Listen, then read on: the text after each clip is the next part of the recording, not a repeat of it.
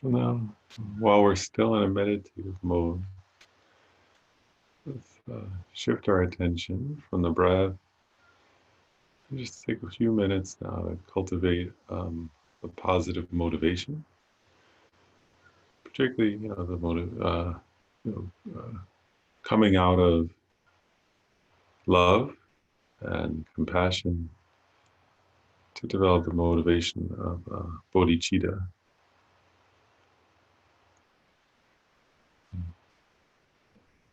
That's actually what we usually try to contemplate, right? So we remember first, like actually, bodhicitta is grounded in a sense of equanimity, remembering that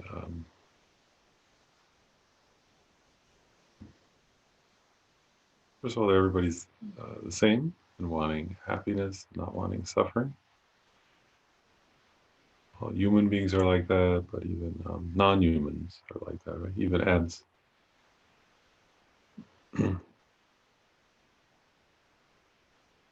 Birds, all creatures are like that, right? Not wanting to suffer, wanting to be happy. Exactly the same as myself.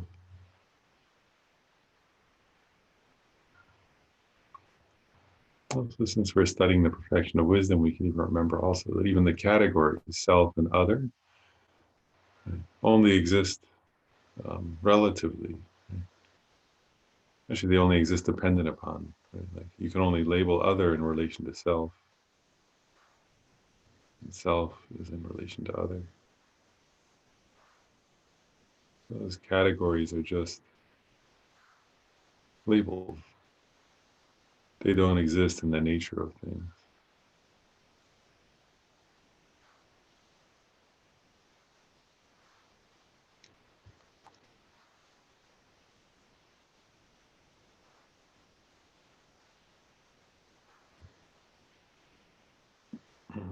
So,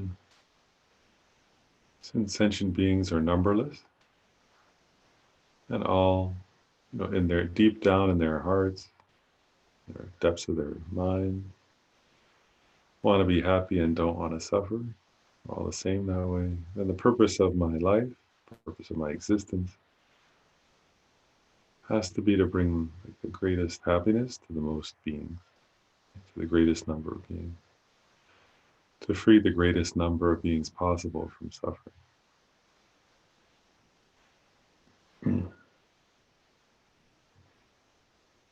Also, since we're all interdependent, each of our well-being is dependent upon the well-being of others.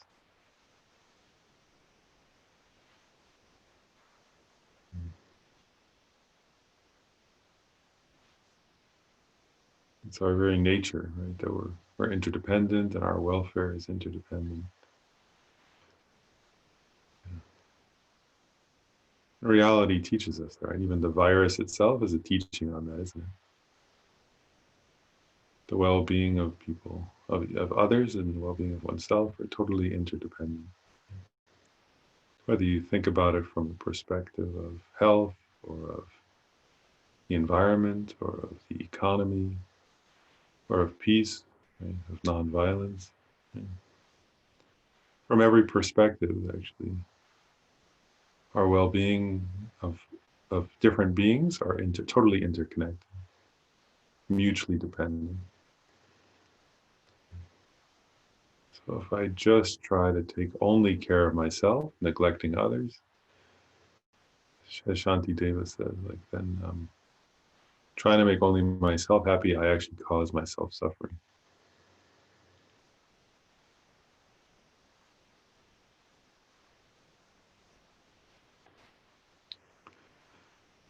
So we abandon that narrow, self-centered motivation, recognizing that a heart and mind cherishing others, love and compassion, is the cause of peace for others, but particularly also the cause of even my own well-being.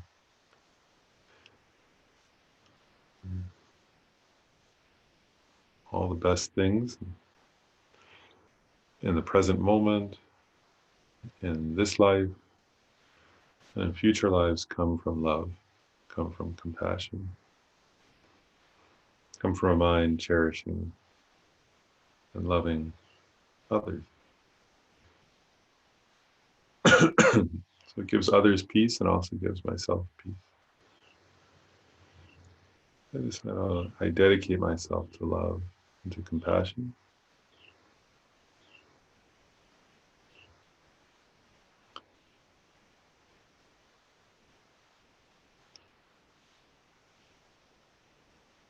But right now, I'm not even capable of freeing myself from suffering and its causes, or leading myself to ultimate happiness.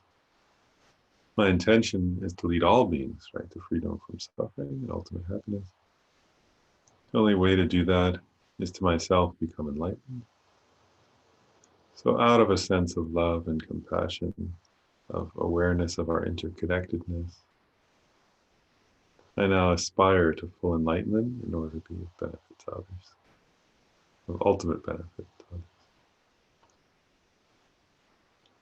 And so that's bodhicitta.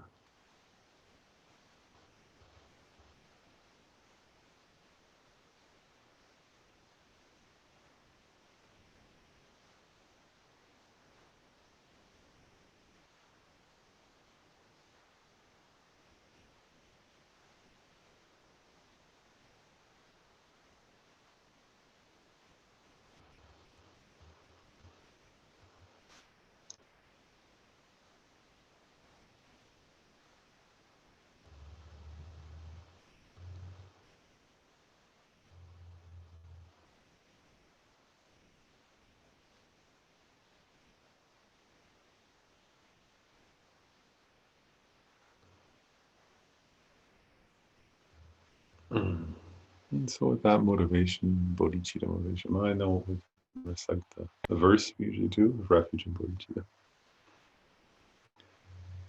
I go for refuge until I'm enlightened to the Buddha, the Dharma, and the Sangha. To the merits of giving and the other perfections, may I become a Buddha to benefit all sentient beings. I go for refuge until I'm enlightened to the Buddha, the Dharma, and the Sangha.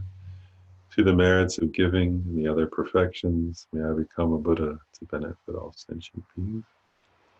I go for refuge until I'm enlightened to the Buddha, the Dharma, and the Sangha.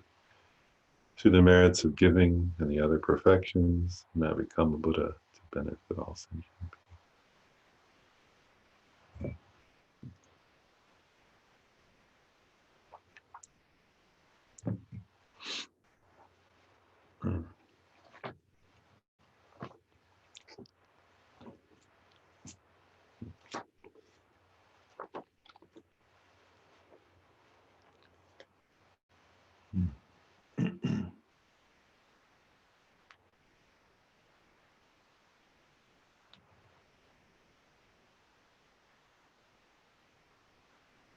One kind of brief comment as we turn our attention back to the Heart Sutra. It's just every now and then I think it's good to remind ourselves actually, right, that particularly, right, the Heart Sutra is part of the Prajna Paramita, right, literature, which, we're studying it from the Majjhimaka perspective mostly, and to sort of remember that one point is like, I mentioned last time, I think that quote from Arya Deva, right, that even developing a doubt, a correct doubt, sort of starting to doubt inherent existence, right? So even developing a doubt in relation to emptiness tears samsara to shreds.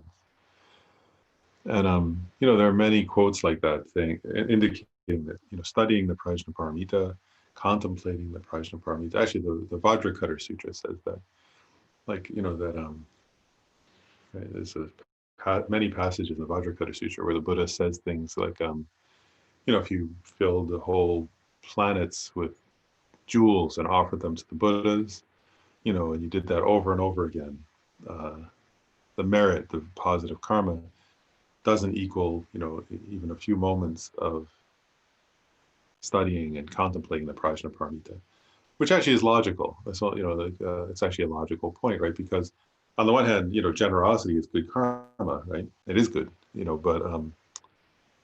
but it's only by understanding the meaning of the Prajnaparamita, right, which is emptiness, that we liberate ourselves and others from the deep cause of suffering. Right? So in that sense, it's a logical assertion the Buddha is making, isn't it? That we have to study emptiness ultimately to become liberated and therefore liberate others.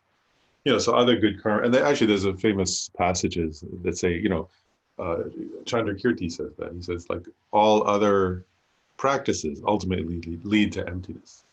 That all the other practices lead us to the prajnaparamita, actually, in other words, to understanding the meaning of the perfection of wisdom, because that's the practice that actually uproots the deep cause of suffering, which is ignorance in the depths of our psyche. So anyway, so every now and then it's good to remember, like, to just remember, wow, we're like, I was feeling that actually, just like so fortunate that we get to study this text, something like the Prajnaparamita. Lama Zopa, actually, I'll just make one last comment. Lama Zopa Rinpoche sometimes says things like, for each of us to actually think like, that just to hear like the word bodhicitta, right, or to hear the word Prajnaparamita, much less to contemplate and study it, Lama Zopa Rinpoche says it means that, like, in past life you created so much merit, actually, like, because you have to have humongous merit just to be a human being, right? But then to be a human being who gets to hear the teachings and on bodhicitta, especially from, like, lamas like Dalai Lama and Lama Zopa Rinpoche, and then to just to hear the word, though, he said bodhicitta or emptiness or prajnaparamita, means that, like, in so many past lives you must have created so much positive karma, right? Because most people never hear that. Most beings are never aren't human. I mean, and then human beings mostly don't hear the teachings on bodhicitta, right? Universal compassion, and don't hear the teachings on emptiness for sure. So every now and then, just to, like, rejoice actually in our opportunities and things like that. So yeah. And then I just wanted to say that as an introduction. But then we'll go back to the Heart Sutra itself, and so we're up to. I'll remind everybody where we're up to in the Heart Sutra. So we're up to this. There's a paragraph, I guess you'd call it, that says, Shariputra, I'll read the paragraph now that we're up to. Shariputra, likewise, all phenomena are emptiness, without characteristic, unproduced, unceased, stainless, not without stain, not deficient, and not fulfilled. So today we'll study on that. We'll focus on that section. And one thing I mentioned early on in this series of classes, a number of classes ago, is that one way of looking at the whole text of the Prajnaparamita is that it mainly teaches emptiness, right? But then also you can look at it as different sections are teaching different of the 5 paths, right? And so when you think of it from the perspective of the 5 paths, this paragraph is teaching the path of seeing. And maybe I'll just say a tiny bit about the path of seeing. It's not the main topic today, but just very briefly at least. Because the path of seeing actually is considered in terms of the progress that one goes through in achieving enlightenment. The path of seeing is considered a particularly important moment for a bodhisattva, or for anybody actually. Even there's a Hinayana path of seeing also, right, that beings achieve. But anyway, either way, it's considered a very, very important sort of moment in one's spiritual development. It's the point. The path of seeing is the point I've mentioned before, but it's the point where a practitioner sees emptiness directly. It's the first time that a practitioner sees emptiness directly. And it's really interesting, isn't it? Like, I mentioned this once before, but from, like, I think this is, like, amazing. I've often thought about this. Totally amazing. The Buddha, like in ancient India, I mentioned this in the very first class. In ancient India, there was a phrase, right, Arya, right, which in ancient India meant noble, right? Where they translate it as noble, even when they do that, right? And so at the time of the Buddha, noble meant like in his culture, right? And there's a famous story where 2 young noblemen, right? It's kind of like in if you think of, like, in Great Britain, right? And somebody who's a noble, they feel it's like a huge part of their identity, right? One of the royals, they would say the royals, right? But so if you were a noble in ancient India, it meant you were of the caste, right? Of either the Kshatriyas, which was what the Buddha was, like, so it's like the royals, you could call them, or you were the Brahmin caste, right? And then there were other castes that were considered lower. And so these 2 young men came and they said, well, we're kind of important. We're Arya. And the Buddha famously said to them, "You're not Aryas," which was a totally radical thing to say, actually, right? It'd be like, if you met Prince Charles and you said, "You're not a prince." Imagine you met him, right? You say, "No, you're not a prince." Like, and you met Queen Elizabeth II, right? You say, "No, you're not a queen." Like, and then if you said, real queen is Vajrayogini, who sees emptiness directly or something, right? Uh, Actually, it would be like totally, you'd be thrown out when you, something like that, thrown out of the palace probably or something. But um, it was like a radical political statement, but also a radical spiritual statement, right? He was saying the nature of nobility is not who you were born to. He said that's not even important. And he himself had been born the son of a king, right? Of a minor king, right? But he was saying that's not what's important, right? He said Aryas are those who've seen reality. Everybody else, and then he, at some point, I don't know if it was in that, I don't think it was in that moment, but later there was others texts where the Buddha said there are two types of beings in the universe: childish beings and Aryas. So he kind of was. He said everybody else is childish. If you've not yet seen the nature of reality, then you're a childish being. If you've seen emptiness, directly, then you're a noble being. I often think about it because I think, wow, that's a really radical sort of statement, isn't it? I said this in the first class. He's like rethinking in a way what's to be respected, what's important in life, right? And I said this, but I think in our culture, right, we often think about what wealth, power, or fame, or and the Buddha would say that those are the concerns of a childish person, right? The concerns of an adult, of a true adult, from a Buddhist perspective, are reality. Are you working? Have you seen reality or not? Actually, that's really the question. And so this path of seeing is the point where one first sees reality.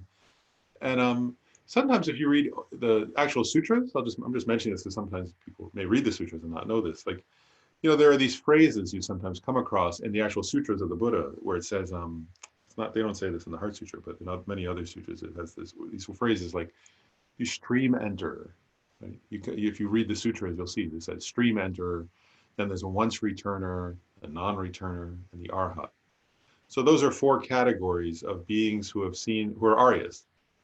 So a stream enter, what does it mean to enter the stream? In that context, what it means is you've seen emptiness directly. You're at the first level. You've newly seen emptiness directly. And that's the meaning of a stream enter, somebody who's just first seen emptiness directly, but they're not yet an arhat there. But they've achieved this level of the path of seeing. And the last thing I'll mention about this is if you're a bodhisattva and you achieve the path of seeing, then you also at that time achieve there are 10 they call levels or bhumis that bodhisattvas go through. And when you achieve the path of seeing, you achieve the first of those. So all the bhumis or the levels of bodhisattvas that they go through are levels that Arya bodhisattvas, right? These Aryas achieve. So they're bodhisattvas who have seen emptiness directly. But I always like this. So the first bhumi is called the very joyful. And so the idea is that the bodhisattva who's achieved that, who's finally, after great effort, right, studying emptiness as you're doing now, and we're doing now, and contemplating emptiness and meditating on emptiness, they newly and for the first time achieve direct insight, a direct, unmediated, totally clear realization of emptiness. And it's said that they experience an incredible great joy, right? So they're called the very joyful bodhisattvas, those on that level. And they achieve, and actually I'll share one other, just like if you think about that level of bodhisattva, they're not like any, once you achieve that level, you're not an ordinary being anymore in various ways. One point is that it's from that level on, the bodhisattva is still a samsaric being. They've not yet achieved total liberation. They're only on the first of the 10 levels. But from that point on, they no longer take birth in an ordinary way. Like everybody else, ordinary beings take birth through the power of our karma, right, and mental afflictions. But those bodhisattvas, the teachings say they achieve a body of light, and they emanate, rebirths out of compassion and prayer, right? So they pray to be reborn a certain place to benefit others. So when you come across like, what do you call them? They call them Rinpoches or Tulkus. in general, the meaning is it should be somebody who's achieved it. I mean, there are different levels of Toku, I'm sure, but the deepest meaning of it is a Buddha. But beyond that, short of that, it would be these kinds of bodhisattvas who take rebirth again and again out of prayers to help other people. So that's like an Arya Bodhisattva.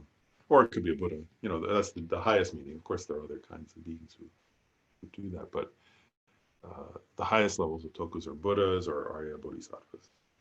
But okay, so we're up to studying the path of seeing as it's taught in the Heart Sutra. And let's see.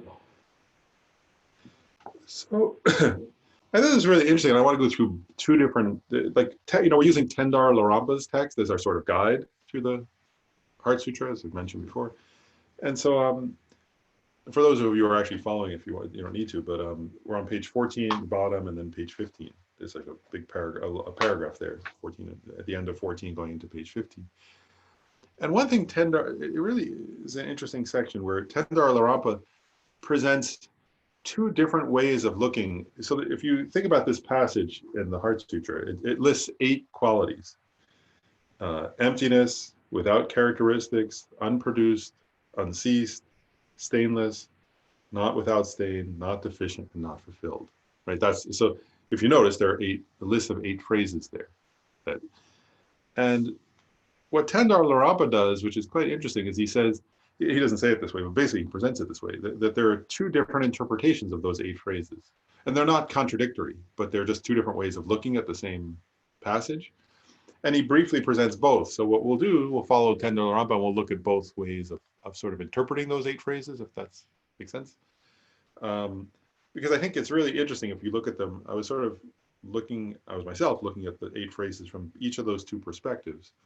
And I think they're both like enriching. So I think Tendar Larampa is very skillful in sort of sharing both of those ways of looking at the 8 phrases. And I think it gives you a deeper relationship then when you're going to read the sutra in the future. If you've sort of contemplated both of those 8, you have a kind of rich relationship then to the sutra. So actually, I'll read what Tendar Larampa starts. He starts off saying, with respect to the mode of meditation on the path of seeing, which is what we were just talking about, it says in the instructions of Atisha set down by Lekpe Sherab of No. And then the point I'm making, so there are 2 different interpretations actually. The first comes from the lineage of Atisha, and then on the next page is the second one, which comes from the lineage of Mahajana. So he's going to present 2 different Indian scholars' ways of interpreting it. So first we'll look at Atisha's. And I've mentioned Atisha's ones before, but we'll go into more detail now. And then we'll look at Mahajana's way of interpreting.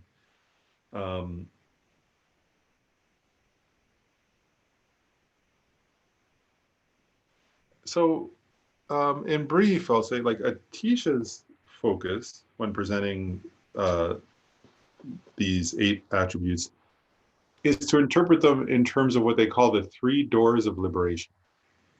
So he kind of looks at them in the context of the 3 doors of liberation. So we'll go over those a little bit.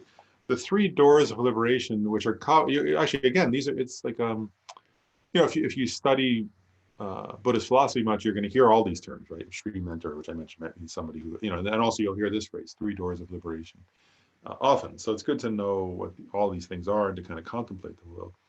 So in general, the 3 doors of liberation are emptiness, signlessness, and wishlessness. And in one sense, those 3 doors are not, they all have, in one way, they all have the same ultimate meaning, which is the first, emptiness. But there's a particular benefit in thinking about them this way. So emptiness means that an existent phenomenon is empty of inherent existence, or empty of its own entity. Right? Signlessness refers to causes, right? So it's recognizing that the causes of things are empty of their own entity, or empty of inherent existence. And then wishlessness is recognizing that results are empty of their own entity, or empty of intrinsic existence. That makes sense? So you say, like, emptiness is the emptiness of inherent existence of currently existent phenomena. Signlessness, in a sense, is the emptiness of causes, and wishlessness is the emptiness of results. Um, Actually, before going into like the passage, I just want to reflect on something for a moment about that. Like, you know, it's a very profound point, actually, though, isn't it? Because remember, we've said this. What's the if you think about the meaning of emptiness? I've been saying numerous times, and Dendar Larampa says that the dependent origination and emptiness are synonyms, right? They mean the same thing. Or the ultimate reason to understand emptiness is dependent origination, dependent arising, right? And so dependent arising is one level of dependent arising is causality, right? Cause and effect. And so what this is saying is that um, cause and effect functions because of emptiness. Cause and effect is possible because of emptiness, right? And so causes are empty. And it's really interesting, isn't it? Because I want to point this out too. You can think about this in terms of ordinary phenomena. We're going to get into this in the commentary, but you can think about these three doors of liberation in reference to ordinary phenomena and also enlightenment itself. So like in terms of ordinary phenomena, right? Like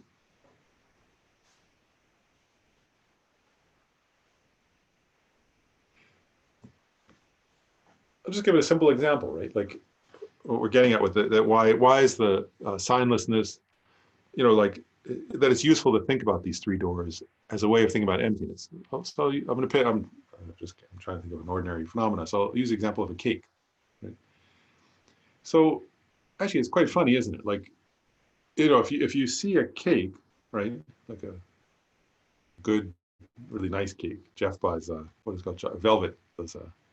Sometimes whenever we have a puja at the center, Jeff buys the red velvet cakes. So if you saw like one of those Jeff's red velvet cakes there, then you would think, wow, that looks delicious. Then you'd want a piece of the red velvet cake. But then like in terms of like so if you think about it in terms of signlessness, right? So you would think, okay, the causes of a red velvet cake, right? So there's like flour, there's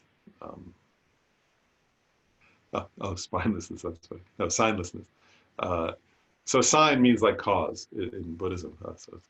But so you could look at the flour, the sugar, whatever, butter, and so on, right? And from one perspective, like so is oh, that's funny. Yeah, no, signless. Sorry, I'm not speaking clearly. But so from one perspective, like from the perspective of cause, is flour, first of all, is flour intrinsically or inherently the cause of cake? If it were, you could never have bread, could you? Or cookies, or pasta made from flour, right? So flour is not inherently the cause of cake. Is sugar inherently the cause of cake? Well, no, then you couldn't put it in your tea, could you? Or your coffee. You couldn't, whatever, you couldn't make fudge out of chocolate. It would be inherently the cause of cake. Right? Is butter inherently the cause of cake? No, then you couldn't put it on your toast, could you? Right, so from one perspective, so it's interesting, isn't it? From the perspective of if you're thinking about the red velvet cake that's sitting there, then those things appear to your mind as causes of cake, right? But if you contemplate each one of them, is any of them actually a cause of cake from its own side? No. Right? So they're not intrinsically the causes of cake, right? And actually, it's a little disturbing that if you start thinking, so if none of those things are intrinsically the causes of cake, none of them are actually from their own side a cause of cake, right? Then from one perspective, that's why you can make cake, right? But from another perspective, like you would have to say, well, then the cake has no intrinsic cause, right? And something that has no intrinsic cause can't be an intrinsic result. So there's no cake then, right? Because the cake is made up of things that are not cake, right? From their own side. So how can it be a cake from its own side? So there's no intrinsically existent cause, and there's no intrinsically existent result. So therefore, there's no intrinsically existent entity, right? So if you look at the cake, then, and your experience of the cake starts to change then, right? It's not inherently existent red velvet cake. Then. It doesn't exist from its own side as velvet cake because there's nothing in it that was cake. Okay? But due to dependent arising of many factors, there's an appearance of cake. Right? And one of those factors, of course, is you have to have eyes and a tongue. Right? Otherwise, it's not going to appear to you as cake, right? You know, you have to have a nose that smells, the smell of, right? You have to have, so there's an appearance, right? Because of all these things that are not cake, there's an appearance of cake, right? But it's interesting, isn't it? So there's no inherently existent cause, there's no inherently existent result, and there's no inherently existent entity. And then you can do the same thing about Buddhahood, right? Like,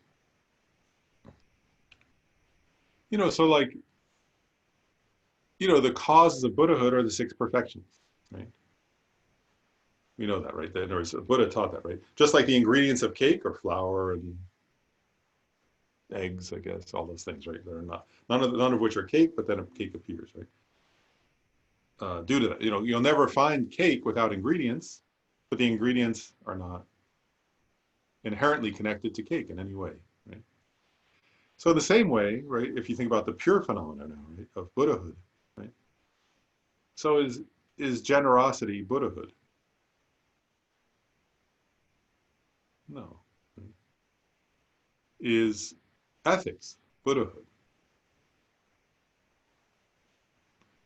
No. Like, if in other words, if somebody it's actually right, like if somebody leaves $10 sitting out, I pass by it and I don't steal it, right? I'm being ethical, but is that Buddhahood? No, that's just me not stealing, right? Not stealing is an ethical behavior, but that's not Buddhahood, right? And so on, patience, right? If somebody hits me and I don't hit them back, is that Buddhahood? No, that's just me being patient, right? So the causes of Buddhahood are not Buddhahood. Right? The six perfections are not Buddhahood. But like ingredients, right? If you put them together in the right way, then Buddhahood appears. Right? But the causes are not intrinsically existent causes. Right? So the result is not an intrinsically existent result. And it lacks inherent existence. And what I'm getting at, I'm sharing all of this. You could do this contemplation of emptiness, signlessness, and wishlessness in relation to ordinary phenomena or exalted phenomena like enlightenment. What I want to suggest is just at an ordinary level for a moment before we get into the actual list of 8 characteristics, is if you think about that deeply, it helps you actually. In one way, it helps you understand how things do arise dependent upon causes, right? But from another perspective, it helps you not grasp at results. Does that make sense? That's why they call it wishlessness. We all actually are always like grasping, and actually, especially I notice, I'm like this actually, because being like, I think it's an American trait actually that we sort of grasp sometimes at results. We think it should happen very fast, and easily also.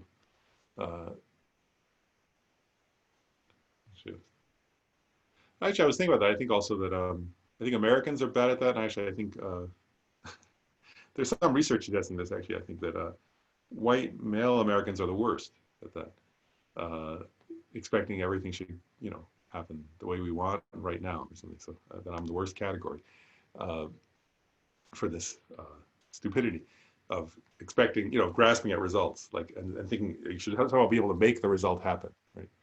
But if you understand dependent arising, right, results won't happen without their causes. And if the causes are incomplete, a result won't happen, right? And if the causes are complete, they often say this, like, not practice for results, yeah. Yeah, that's right. Yeah, so you don't, because there's a recognition that you don't grasp at results, right? In other words, if that's the recognition here, right? In other words, the practitioner who understands emptiness, signlessness, and wishlessness, right, um, understands that there are no intrinsically existent causes, there are no intrinsic existent effects, and there are no intrinsically existent entities. And so that person then can joyfully practice virtue, right? And they joyfully know that because they're practicing, we call it illusion-like virtues, then illusion-like positive results will come about, right? And so there's a quality of fearlessness in such a bodhisattva, actually, right? Because they don't, on the one hand, they're not grasping, on the other hand, they have total confidence in karma. Does that make sense? In the karmic causality of things, that causes lead to results, but there are no inherently existing causes, just like the cake, right? There are no inherently existent causes of cake. There's no inherently existent cake. But if you mix the ingredients and put it at the right temperature, cake will appear, right?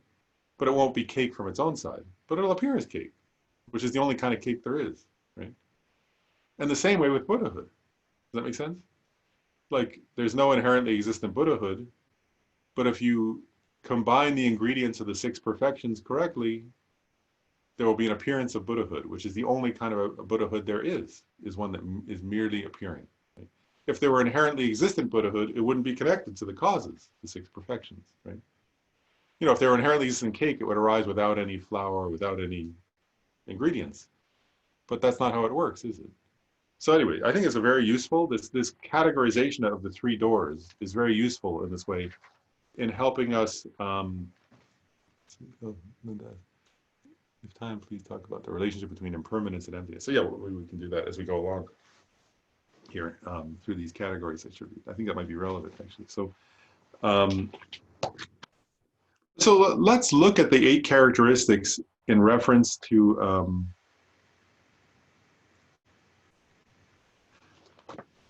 well, yeah, okay, in reference to Atisha's way, and then later we'll get to Mahajana's way of looking at them. But I'm actually pausing to think about this point about impermanence and emptiness. Maybe I'll just say something briefly about that to start with, right? Because on the one hand, I'll make a point. Realizing impermanence and realizing emptiness are different, of course, right? But if you think deeply enough about impermanence, it'll actually help you realize emptiness, won't it? Because in Buddhism, right? I'm just making this point because it's connected to the causelessness, wishlessness. Actually, I'll just share that. Like, think about again. I don't know why this wasn't my plan, but I'm using red velvet cake from Jeff Nye as the example for today. Jeff's bought that many times as like the torma for different pujas, and he brings it to the center. He's done that various times. It's just been very generous. But like, it's funny, isn't it? When you look at if you look at the cake, right? It seems like it's there. At one point, it seems like it's there from its own side as cake, but it also seems, it's funny, it's like, we wouldn't say the cake seems permanent, but you don't think of it as changing instant by instant, do you? That's impermanence in Buddhism, isn't it? It's something that changes instant by instant. And actually, it's quite disturbing in a way, right? If you just start to think about cake, right? Like, actually, especially with cake, think of that, right? Because actually, like especially if you like cake, right? You think of it as like there and as somehow very like fresh and what's the word? Delicious and sort of clean and beautiful or something, right? But then if you start to think, like, first of all, like, because in Buddhism, they often say this, impermanence means it doesn't exist for a second instant. And so cake, actually, as soon as a cake is made, its impermanence is part of its nature, right? So actually, if you just leave it alone, it'll eventually go bad, won't it? It'll rot and become moldy if you just left it alone, right? But that's because it's changing instant by instant. Actually, we get shocked though. Like if you have a cake and then suddenly or moldy, you'd be shocked, right? Like, oh my goodness, this is terrible. But it's the nature of cake, isn't it? And then if you start to think, we did this once before about subatomic, the atomic level and subatomic particles. Well, then of course, as His Holiness the Dalai Lama often points out, if you think of the parts of the cake on a subatomic level, then there's definitely no cake there, right? There's like, we talked about this before. There are electrons, right? But electrons only, if you break down an electron, there's just what we said. There's orbit, and there's spin, and there's charge. And then protons, they're made up of subatomic particles also. And actually, if you do that, then you actually if you think about it too much, you might want to cry because you're like, well, then there's no cake to eat. You'd be like very disappointed. It's just like spins and quarks. Like doesn't sound delicious at all. But what we're getting at there is that you can see there's no, if you think of it from a purely, particle physics perspective, there's no cake there, right? And all of those things are changing instant by instant. We know that, right?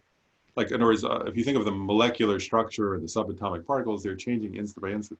So from one perspective, if you're looking at it from a perspective of just impermanence, then you start to realize, well, it is changing instant by instant. Right? But once you can see how, you can see why you have to, in general, people realize impermanence first before they realize emptiness. Because you can see how actually that recognition, right, that things are changing in that level, right? That's impermanence. But then if you just shift a little bit, it becomes quite easy in one way, much easier than, right? If you're still grasping at a sort of permanent solid cake there, then it's hard to think about as emptiness. But if you recognize the truth, right, this is not made up. I mean, whether you're saying it from a Buddhist perspective or from a scientific perspective or just from an observational perspective, cake's impermanent. You don't have to be Buddhist to realize that. But then once you realize its subtle impermanence, that it's changing instant by instant, then it becomes much easier, doesn't it? To start to realize, well, then what is there, what in those subatomic particles or in those ingredients or in that molecular structure, what's there that's cake? And you realize, well, cake can't have any inherent nature as cake, right? So it becomes easier to recognize emptiness. They're not the same, right? Because some practitioners just stop at impermanence and they just go, wow, everything's impermanent, and they decrease their grasping, right? They grasp less because they recognize things are changing in space and they kind of become more calm, more peaceful beings. But it's another step to ask, well, then if things are changing in that way, do they have any nature from their own side? Do they have any intrinsic nature? And some Buddhist schools say yes, and Madhyamikas say no. But if you think about it deeply enough, you have to actually, you have to come to the conclusion it doesn't have inherent nature as cake, does it? So anyway, we'll talk more about that, but I just wanted to mention that because the question came up. But now if we look at, so the three doors, right, that I was talking about, the three doors to liberation, Atisha presents these 8 characteristics in terms of the 3 doors. And as we start to go through them, I want to mention, it was kind of funny, there are various texts that do this, that follow Atisha's approach. And there's one variation. Some texts, the first characteristic is emptiness, right? If you look in the sutra, right? It says, Shariputra, all phenomena are emptiness. Then it says, without characteristic. Some texts, if they do it in the order of the 3 doors, emptiness first. So some texts will only count emptiness as under the category of emptiness. Other texts include without characteristics under the character of emptiness. So there's a kind of variation. Some texts will count without characteristics as under the door of emptiness, and some other texts count without characteristics under the door of signlessness. And actually, I made a list because I was kind of curious. So His Holiness the Dalai Lama in his commentary counts without characteristics under the door of emptiness. And the Donald Lopez's translation of Atisha counted under the door of emptiness. But Tendar Larampa counts it under the door of signlessness. And so do various geshes who comment on his counted under the door of signlessness. So there are different ways to present that. And there's another commentary in Tibetan that counts it under the door of signlessness. So anyway, you could count it under either one. For me personally, I find it more useful to count it on the door of emptiness. So I'm going to count it that way. I'm going to count it in the door of emptiness because I find that more useful. But But okay, so anyway, the way of looking at this from Atisha's perspective is this. So in the sutra, when it says, so Avalokiteshvara is speaking, right? And Avalokiteshvara says, Shariputra, likewise, all phenomena are emptiness, right? So there, what he's saying is, all presently existent phenomena are empty of inherent existence, right? Or existence from their own side. So, and that the meaning there is very clear, isn't it? It's like what we've done, today I was using the example of cake, right? But another day we use the example of water, right? So in other words, that you see water and or you see cake and it appears to exist out there from its own side, right? It seems to exist, out there from its own side. Let's just say that way, right? But then, if you subject that to what we call ultimate analysis, right? Analysis of its ultimate nature, then if you think about the parts of the cake, whether it be the ingredients or the molecules or the atoms or the subatomic particles, or any of them cake? No. So there's no cake there from its own side. So it's empty of existing in the way that it appears. It appears to exist out there as cake, but it's not. It doesn't exist that way. Right? Or water, we went through that, right? Water appears to exist out there in the glass, but if you look at hydrogen and oxygen and you analyze the particles of hydrogen that make up even the atoms of hydrogen and oxygen, or is anything in those atoms water? No. So is there any inherently existent water? No. Right? It doesn't exist from its own side. But because of dependent origination, right? Because of dependence upon many causes and conditions, it appears as water, right? So that it's empty of inherent entity or inherent existence, you could say, right? And I'm going to present the second one, without characteristics, as also under the category of the first door of liberation, emptiness. So, and without characteristics, and this is a further answer Linda's question to some extent. Without characteristics, they talk about it as that convention. So we're going to have to differentiate conventional and ultimate truth. Conventionally, right? Any given phenomena has what they call, we sometimes call general characteristics and specific characteristics. And what you mean by that is like, oh, we'll just stick with cake, right? Like, so, because that's what I'm using today, I guess. So if you think of cake, it has, like red velvet cake has some specific characteristics, right? It's sweet, and it's red in color, and it tastes creamy, right? It's got like, because it's got what's that frosting that's made of, what's it called?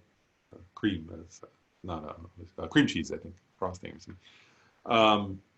Whatever. So it has specific characteristics that are specific to it, but then it also has general characteristics, like impermanence, right? In other words, the impermanence of red velvet cake is a general characteristic because it's not specific to red velvet cake. All conditioned phenomena are impermanent, right? Or a general, anyway,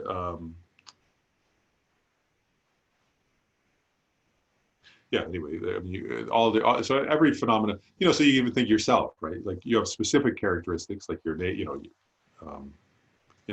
Jeff has some specific characteristics that are different than other people on this call, right? He's using Jeff today also, right? Jeff has a name, Jeff Nye, and he has a white beard, and so on. Not everybody has a white beard, right? But then, actually in relation to this call, he also has some general characteristics, like he's impermanent, or he's a sentient being. Right? That's a general characteristic to this call, on this call. Anyway, so, and part of what this is getting at is that conventionally things do have specific characteristics and general characteristics. And none of those are, inherently existent, is the idea, right? And so, we talked about this once before, actually, in the context of a question Annie had raised, where I was talking about, in terms of emptiness of characteristics, on a very, day-to-day level, right? You could think of this on a kind of gross level, that we project like identities and characteristics onto ourselves and onto others, right? So, and that was where I quoted that quote from the past life of Buddha Tara, right? Where she talks about the characteristic of gender, right? So that's a specific characteristic to her in relation to those other people she was talking to, right? And she says, if there's no inherent male and female, if there's no inherent self, how could there be inherently existent male and female, right? So what she's getting at is if things are empty of inherent existence, then their characteristics are also empty of inherent existence, right? And so, if we go back to cake as the example, it's kind of silly, but well, first of all, like, right, you say cake is sweet, right? So conventionally, that's true, right? But then actually, like, does the sweetness of cake exist as sweetness from this, like, from the side of the cake, or from the side of your tongue, or from the side of your mind, right? Like, because actually, even the phrase "sweet," right, is a taste, right? So actually, something can't be sweet without being tasted, can it? Like, sweet, by definition, sweet is how it tastes, right? So, sweetness exists as a dependent arising, right? Independence upon the tongue, a tongue and a taste consciousness. Actually, there's a whole teaching which we'll get into in the text, but right, there has to be an object, which is in this case cake. There has to be an organ. There has to be a sensory consciousness, right? And in dependence upon all those factors, there can be an experience, which we label sweet, right? And it appears to us, it's funny, isn't it? When you look at the cake, like I said earlier, that's how it appears to me. When I see a cake, I think, oh, wow, that looks really good. And part of that is some projection of a characteristic, sweetness, right? As if the sweetness exists there on the cake. I never think the sweetness is dependent upon my consciousness. And, my tongue organ and my tongue sense consciousness and my mental consciousness labeling sweet, right? But that's how sweetness exists. Does it exist? Conventionally, yes. But it's a dependent arising, right? Does it exist in and of itself from the side of cake? No, actually it doesn't, does it? So characteristics, what we're getting at is any characteristic that we see or project or superimpose, you could say, upon ourselves or external things, while they are dependently arising and appearing, are empty of existing from their own side. Does that make sense? And so whether you think about, we gave the example gender, or you think of sweetness, or you think of any of these different characteristics, they're dependently arisen, but they're empty of existing from their own side or in their own entity. Right? So actually it's funny, now you can see how you come to the conclusion then, is cake sweet? No. Right, ultimately, right? Is cake ultimately sweet? It is ultimate nature. No. And you can start to see why, now you can start to see, it's going back to the form is empty and emptiness is form point. That's really why it can taste sweet to me, right? Whereas if it were sweet from its own side, it wouldn't have to be tasted, right? It would just be sweetness there from its own side. And so I wouldn't have to eat it then, to have the experience of sweetness, right? And actually, I couldn't have a relationship to it. It would be sweet to itself somehow, right? As if cake were saying, going like, wow, I'm so sweet to myself or something. Like, it only exists as sweet relationally, which means it's not actually, that it's not sweet from its own side, right? And actually, you have to have a certain kind of, and you start to think about it deeply and it becomes kind of funny, right? Like, because, in one way it appears, you see a cake and it immediately appears like it's something sweet, right? But actually, that's totally dependent upon this particular set of, like, what's it called? Weird aggregates we have, right? That evolved in a certain way so that they sort of process information in a certain way based on a tongue, which is a weird organ to start with, right? Like, so of course things aren't sweet. Like, to think it's sweet from its own side is totally silly, isn't it? Like, it's that our human makeup labels certain things sweet dependent upon all these, like, actually it's dependent upon a whole history of the planetary evolution, isn't it? From one perspective. So is it sweet from its own side? No, right? So things lack, you see what we're getting to? When you do ultimate analysis, you come to this conclusion, oh, it appears as if it's sweet from its own side, but is it sweet from its own side? Is cake sweet? No, from an ultimate perspective. From a conventional perspective, is cake sweet?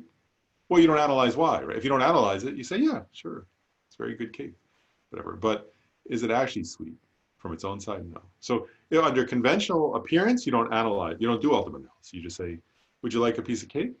And then you say, oh, somebody might say, oh, it's too sweet for me, right? And you wouldn't critique that. It's just that's a conventional discussion. But if you start to do ultimate analysis, then you come to the conclusion it has no from an ultimate perspective, it has no characteristics, no inherent characteristics. So that's the first door, right? Emptiness of emptiness, which includes the first two of these characteristics, emptiness and signlessness. I'm sorry, yeah, emptiness and without characteristics. Sorry, I made a mistake. So the first door is emptiness, and that includes in this list of 8, empty, and I'm including without characteristics. As I said, some people include without characteristics under the next door of liberation, which we'll get into now. But so the next door of liberation is signlessness. And so under that one, we're going to include unproduced, unceased, stainless, and not without stain. And the way this tradition analyzes those 4 characteristics from the Heart Sutra, right, which are what appear in the Heart Sutra itself, right? So it says that. So first it says all phenomena are emptiness without characteristic. We've covered those 2. Now it says unproduced, unceased, stainless, and not without stain. And so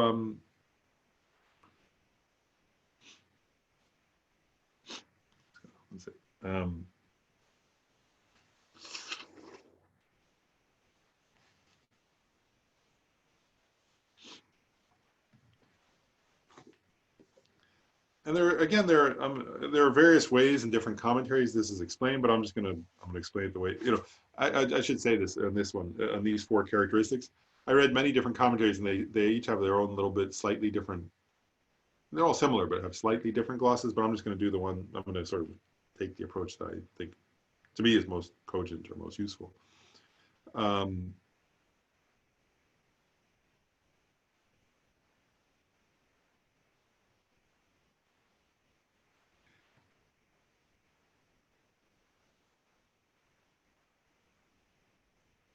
So I guess I'll do it this way, like unproduced, right, means it's what we're saying. So I'll read what I actually wrote down. So it says, that production does not exist as the ultimate nature of things. It's an absence of intrinsic origination. And then His Holiness the Dalai Lama talks about it this way. He says, unproduced and do not cease. It is important. The text goes on to say that things are unproduced and do not cease. It is important to understand that things and events do come into being and have origination. Arising and ceasing to exist are characteristics of phenomena. But these characteristics do not exist as the ultimate nature of those things.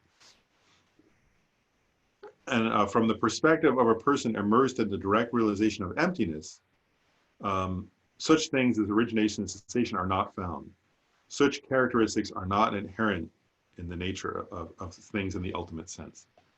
And so what he's getting at there is that, and what they're getting at is this, first of all, like, like when something arises, right, so, or is produced, it seems to be like, as I was getting earlier with the example of cake, like, actually, so I'll give it this way, like, it's actually funny, isn't it? If you think, I'm just using the example, say I'm using this example of cooking, right? So actually, if you're making a cake, right, it's kind of weird, isn't it? Like, so you have this stuff, right? Like on your counter, you have like flour, and you have eggs, and you have, I guess if it's red velvet, you must have red food coloring. I don't know, I've never made that, but, and sugar and so on, right? So you have all these ingredients sitting around, right? And actually, we don't think about it much. If you're making a cake, right, you're just like, You get all the stuff out, and actually, it's funny, isn't it? It's weird, actually, because like,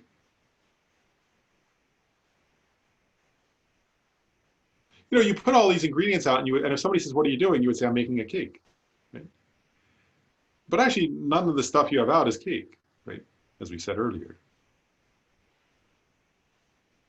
And it's odd, actually, isn't it? First of all, like as you start to make the cake, those things start to appear to your mind as if they're like causes of cake.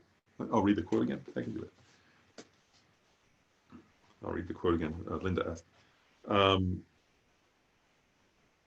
so the text goes on to say that things are not produced and they do not cease. It is important to understand that things and events do come into being and have origination. Arising and ceasing to exist are characteristics of all phenomena. But these characteristics do not exist as the ultimate nature of those things. Again, from the perspective of a person immersed in the direct realization of emptiness, such characteristics as origination and cessation are not found. Such characteristics do not inhere in things in the ultimate sense. That's what the Dalai Lama in this book says about that, the essence of the Heart Sutra. And so what he's getting at there, inhere in things, right? It's totally weird, actually, how we perceive things, right? Like, so when you have those ingredients out, it's totally weird, right? They start to appear as if they're cake, don't they? As if they're ingredients of cake, right? Like when you bought the eggs, you didn't think this is a cake ingredient necessarily, right? Maybe you thought about breakfast, I don't know, making scrambled eggs or something, right? But then once you put the eggs out and you're making cake, and actually to your mind, it starts to appear. Like, so you would say to somebody, oh, what's that on the counter? You said, that's all the ingredients for my cake, right?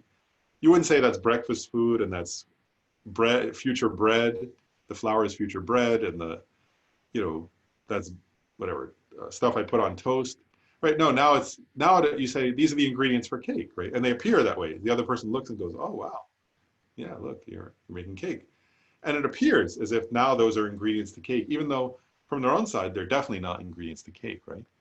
Like in other words, if somebody else saw those eggs in the store, they wouldn't say, oh look, red velvet cake ingredient, right? So it's not from its own side that, right? And then there's something very strange that happens, I think, if you actually think about your own experience. And we could do this in relation to any phenomenon. I just picked cake because I saw Jeff today when we were talking about something, I just thought of it. But we could do it with any phenomenon. But it's totally weird, actually, right? So like there comes a point, like, right, so those things appear to your mind as if they're inherently, right, or intrinsically, or from their own side now ingredients of cake, but they're not, right? That's empty. Empty, that's signlessness, actually, right? Those causes are not causes of that.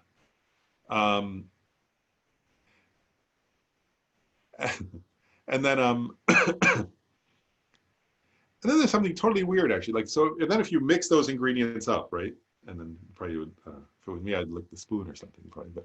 But then you put them in the oven, right? And I don't know when it happens, but there comes a point. Maybe it's when you're looking in, if you turn on the light in the oven and you peek or something, or maybe it's when you pull it out. But there comes a point where you like where you say, it's cake, right? Or maybe it's after you frosted it and you say, it's red velvet cake. I don't know. Like, but there comes a point where you grasp at it as produced. You see what I'm getting at? Like before that, you said, I'm making cake. Now you say, I've made a cake, right? It's a cake, look. And it feels like it's really a cake from its own side. You don't think, well, it's a bunch of ingredients appearing to my eye consciousness in a certain way, and I label it cake. No, it seems like it's really there, right? And you grasp at it. If you bother to put all that effort in, you probably like cake, so you'd be grasping at it. But before you can grasp at it, you have to see it as inherently existent as cake, right? And so it's produced, right? It seems to be produced. And what this is saying is, and this is what the Dalai Lama was saying there, as Dalai Lama was saying, right, is conventionally, of course, it is produced. If you just leave it unanalyzed and you say, well, yeah, if somebody said, I bought all the ingredients and I made the cake, it is, that's correct. But what we're getting at here is if you do an ultimate analysis, right, First of all, were any of those ingredients inherently cake? No. Right? And then is heat in the oven inherently have anything intrinsic to do with cake? No. If it did, you couldn't make lasagna or something, right? Like, so there's no, so there, like in other words, due to, like, so there are all these causes and conditions which are not inherently causes and not inherently conditions for cake, actually, right? Like the heat's a condition, a required condition for cake. It's not one of the ingredients, but it's a required condition to make a cake, right? But none of those, so none of the ingredients were inherently cake. The condition is not, the condition of, for example, heat and mixing is a condition, right? You had to mix it, but that's not inherently cake. You know, so if none of those things were inherently cake, then there can't be inherent production of cake. Does that make sense? So ultimately, is there any production? If you do ultimate analysis, you say no, actually. If it's not actually. So conventionally, things are produced due to cause and conditions. Ultimately, is there any production? No. And then you come to, now you can see why unceased makes sense. So you'd have to say, so something that was never intrinsically or inherently produced, can it intrinsically cease? How could it possibly, right? If it never intrinsically arose, it can't possibly intrinsically cease. Does that make sense? Because it never, so that's why, in many Buddhist texts, you'll see this where it says unproduced or unarisen or no production, no cessation, and this is what that means. Does that make sense? It doesn't mean, as Dalai Lama says there very clearly, it doesn't mean that conventionally things aren't produced and don't stop, right? Of course, we said impermanence. That's what which Linda asked about. Yes, so ultimately, right. Ultimately, there are no causes and conditions. Causes and conditions exist. How? Labeled by the mind, right? In other words, is flour a cause, a causal factor for cake? Yes, right, conventionally. But how is it a causal factor for cake? Merely, it's labeled by the mind as that, right? In other words, it doesn't exist from its own side. There's nothing in flour that makes it intrinsically a cause of cake. So it exists as a cause of cake. How? You could say conventionally, and actually also make a point that this relates to this whole thing about unproduced and unceased. Because also there's another point here, which is a very important one actually, is that causes only exist as, because we're getting a dependent origination. So a cause can only exist as a cause in relation to a result, right? And so, no, I can't read the whole way. I'll read in a sec, but I want to. This is an important point, right? So I'll just make this point. So in terms of dependent arising, right? A cause only exists as a cause in relation to a result. And I want to give an example of what I'm getting at here. Like just outside my window here, I was thinking about this. Often, sometimes when I meditate, I was thinking about this. Like when I look out the window, there's it's called a Bradford pear tree. It's not like big pears; they're little tiny things. They're the pears on a Bradford pear are this tiny. Squirrels like them. Human beings, I don't think eat them, but I was thinking this, like, so what happens is in the spring, the Bradford pear flowers. It has these little pretty white flowers. And then, and then all the bugs come, right? The bees come and they, go around. And other little insects come and they go onto the flowers, right? Pollinating. And then the pear appears, right? I'll call it a pear. It's like a little tiny thing, but then the pear appears, right? And so the pear, right? Is that pear a cause or is it a result? From one perspective, if that pear gets planted, if it sort of lands in soil and it germinates, then you would say it's a result, right? It's a result. I mean, it's a cause, right? Then you would say it's a cause of a whole tree, right? And it serves as a cause for thousands and thousands of future little pears. Right? But if I'm looking out my window, it also is a result, isn't it? is a result of the previous tree and of the flower.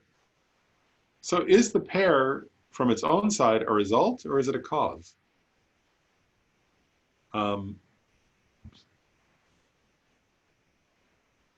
and what you start to realize is that from its own side, the pear can't be either, can it?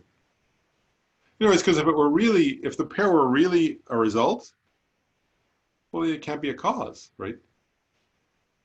It would just be a result. And if it were really, if it were really from its own side one, it couldn't be the other. Does that make sense? And so, so in what way is it a cause? Relationally, right?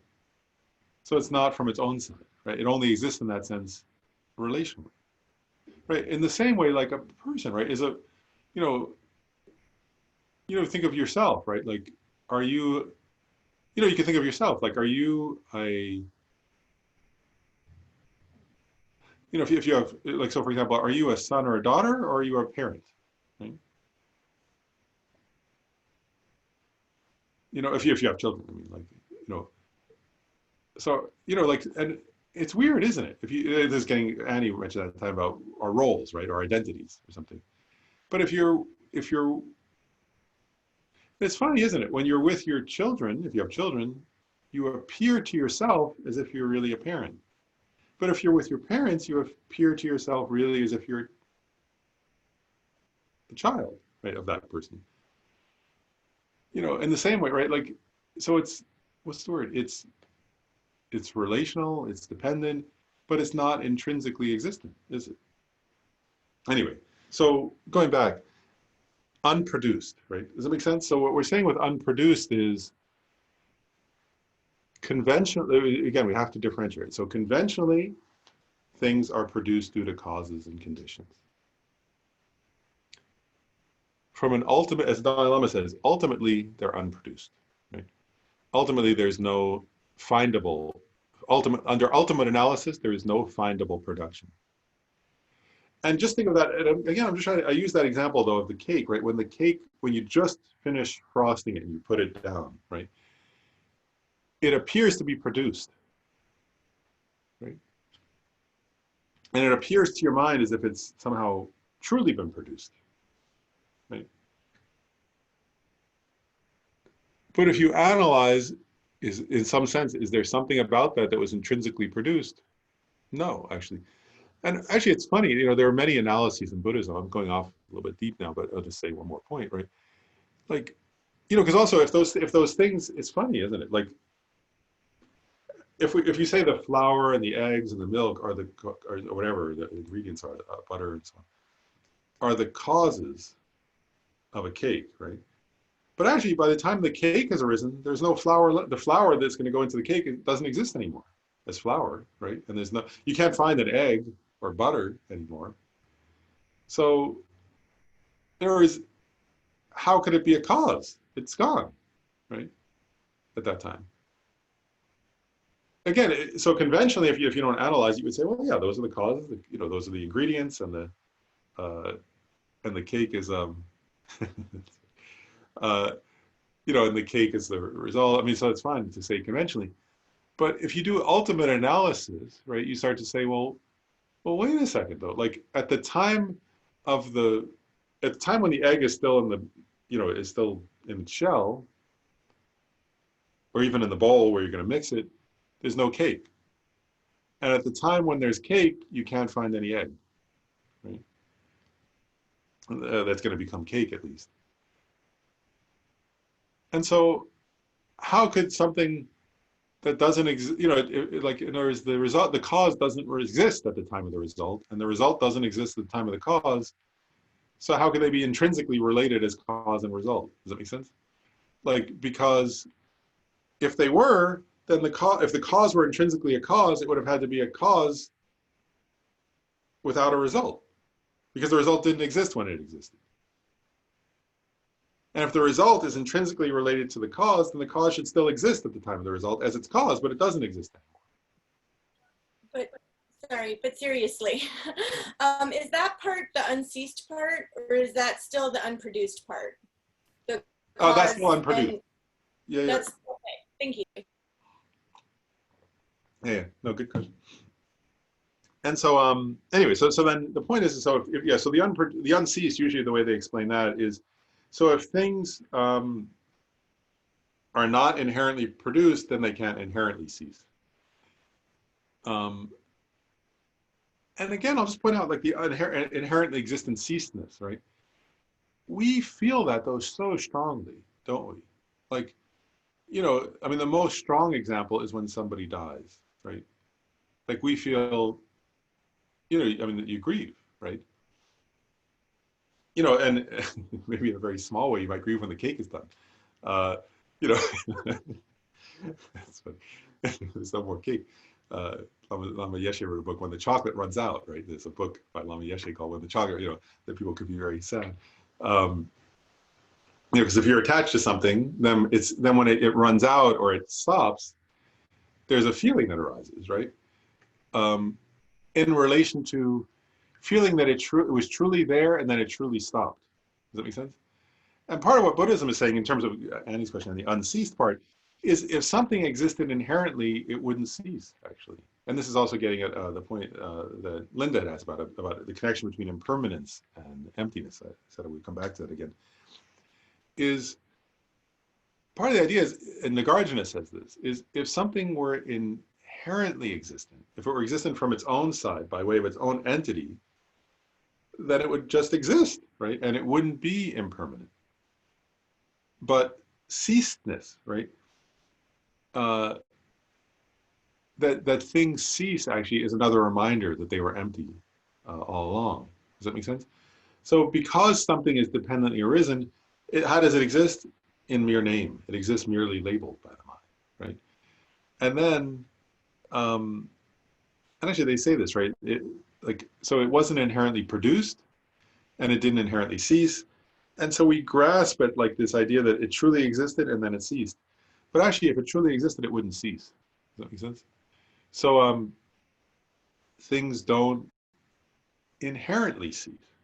And part of the implication of that is that, that they, what's the say, right? Like I was giving the example earlier, the eggs, right? That was the unproduced, right? And you just asked about, right? So the eggs and the flour and so on, there is, they're not inherently causes, and their substance sort of goes into the cake, right? But then if something is not inherently existent, even a person we grasp at, right? In other words, from, let's see, right? Ultimately, from an ultimate perspective, conventionally, of course, there's death. Ultimately, there's no death. From an ultimate perspective, there's no birth and no death. Doesn't mean that people don't die, of course, right? But it means what, actually? Like when we grasp at a kind of intrinsically existent ceaseness or death, that would mean that there was something that were truly existent and it truly stopped, right? But actually, actually, if you think about it from just on a practical level for a second, right? Well, the body of a person, all the stuff that makes up the body goes on into other stuff, right? And the consciousness, according to Buddhism, goes on to another life. Actually, I remember Bob Thurman, I thought he was a very funny point. He said, everyone dies, but nobody's dead. His point was like, because if there's rebirth, then they're somewhere else. Like they're not dead, they're somebody else now. So they're not. There was like, we label, we say, oh, this person was alive, and I'm now very sad. They're dead. But from their own side, they're not dead. They're somebody else now. They're in some other realm or some other being or something. Like so. In other words, if you try to find an inherent, actually, like we build tombstones, and we say that's like the inherently existent deadness, and we sort of think a tombstone's permanent. Although, if you go, I like going to old cemeteries. I did that recently, and I went to an old cemetery recently. I was looking at this tomb of somebody who died in the 1918. I thought, oh, they must have died in that pandemic. I was kind of intrigued by that. But the tombstone was, you could barely read it. It had almost worn away, right? So whenever the person, whoever loved them, when I'm imagining, right, they died in the pandemic and their loved ones were grieving and they made this like marble tombstone. And it seemed very permanent. Now even the tombstone itself is dissolving. My point is like, and their body is now, parts of it sure dissolved and it's part of the trees, and and their consciousness is long since somewhere else, right? So where is the inherently existent ceaseness of that person? Can you find it? That's ultimate analysis, right? Ultimate analysis, is there something that's we would feel, well, their tombstone might be that, or their ashes might be that. But actually, there's no inherently existent ceaseness, right? The smoke from the funeral pyre or whatever, that's not, like, it's all, like, you can't find something that's intrinsically existent ceaseness. So anyway, there's unproduced and unceased, that's that. And then we'll continue with signlessness, because the next two characteristics are stainless and not without stain. And so the way that's taught in this tradition that I think is most useful to think about is this, is stainless refers to the absence of inherent existence of impure phenomena. And then not without stain refers to the absence of inherent existence of the enlightened class of phenomena. So what that's getting at, which is actually a very important point in a way, and I mentioned it earlier a little bit, but now we can go into just explain it a little more, is so stainless and not without stain, what that's saying is that, you could say it this way, the causes of samsara are not inherently existent, and also the causes of nirvana, of Buddhahood, are not inherently existent. And from one perspective, we were going through like cake and things like that, but on a more important, on a spiritually very important level, I want to say what this means actually, which is very practical actually, is that our ignorance, our mental afflictions, and our karma are not inherently existent, right? That's the stainless, which was the afflicted, right? The samsaric causes, right? And that's very hopeful actually. So this point of stainless is very important, because we could feel like, we actually sometimes feel that. I've had that experience sometimes where like you think, well, it'd be great to become a Buddha. It'd be so wonderful to become enlightened. You could feel like that's a very inspiring idea and very inspiring thing. But then you could look at your own mind and you could feel like discouraged, like, oh, but look, I have so much like ignorance and so much grasping and so much dullness and laziness and whatever, all these other characteristics, anger, whatever, right? And you could feel discouraged. But what the Buddha is saying here is, those things are empty of inherent existence. In other words, so take the example of anger, for example, right? Like, so you could say, in one way, you could say, look, I have so much anger, I could never become enlightened or something, right? But then actually, if you analyze it, well, anger itself, right, only, in other words, actually, what is anger, right? Like, so some event happens, and due to some habituation, right, from past, then the person, their body gets all agitated and their mind thinks some negative thoughts about the other person, right? Oh, this person's a jerk and why'd they do this? And then their blood pressure goes up and their face maybe turns a little red and their voice gets all tight. And then you label it, you say that's anger, right? But does the anger exist in the other person's behavior? Obviously not. It's not, my anger can't exist in their behavior, right? And then does it exist in just the thought? Oh, this other person, the thought, oh, they're so bad. Or does it exist in the blood pressure? Or does it exist in the shrill voice or the agitated voice or whatever? Or does it exist? Well, no, it's depending, it's on all those factors, right? Based on all those factors, you label, you say, oh, I'm angry, right? There has to be a consciousness also that can have anger appear to it, right? So you have to have consciousness, you have to have negative thoughts, you have to have exaggerated thoughts, you have to have all these, physiological reaction, and then you label anger. But none of those things in and of themselves is anger, right? So there is no anger that exists from its own side. It's a mere appearance, dependent upon factors also, right? And something so it's empty. Anger is empty of being anger from its own side. Does that make sense? So therefore, there's infinite hope, right? There is therefore the afflicted class. When the Buddha says stainless, this is when you could spend months just contemplating, right? Just this one phrase, stainless. You can sit and go, wow, like all my negative karma is not inherently existent. That's what it's saying, right? All my mental afflictions are not inherently existent. They just arise because of causes and conditions, and they exist labeled, you know. But do they exist under ultimate analysis? No, actually, right? And so anything that's not inherently existent and that only arises due to other causes and conditions can stop, right? It can be ceased. It can end.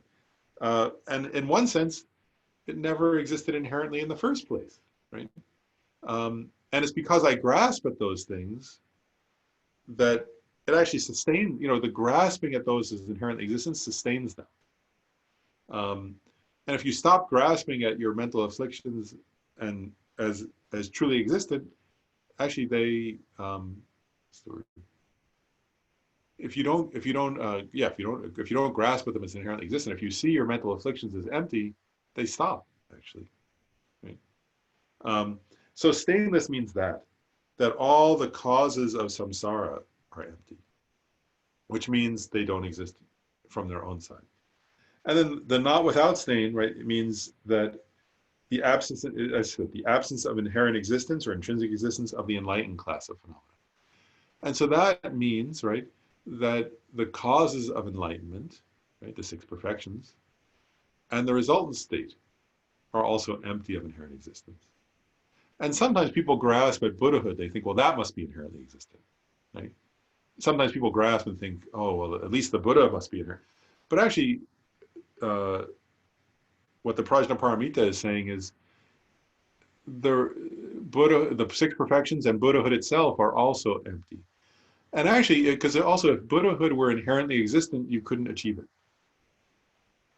Right? It would already exist inherently from its own side.